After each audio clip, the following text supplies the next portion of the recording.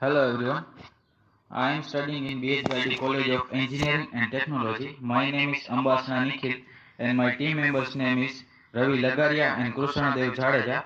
Our project name is Design and Fabrication of Automatic Garbage Collection Machine for Streets, and our project is UDP project and guided by Professor Meghavi Parmar. The theme is Mechanical Technology. Let's talk about project and its outcome.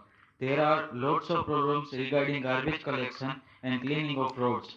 The result of this government is facing so many problems regarding garbage collection, and so resulting we are facing so many dirt and dust on roads, and it's harming our environment. So to help the society and government, we took this project, and by this we can easily and very low human effort we get garbage collection and gets cleaner road and cleaner environment.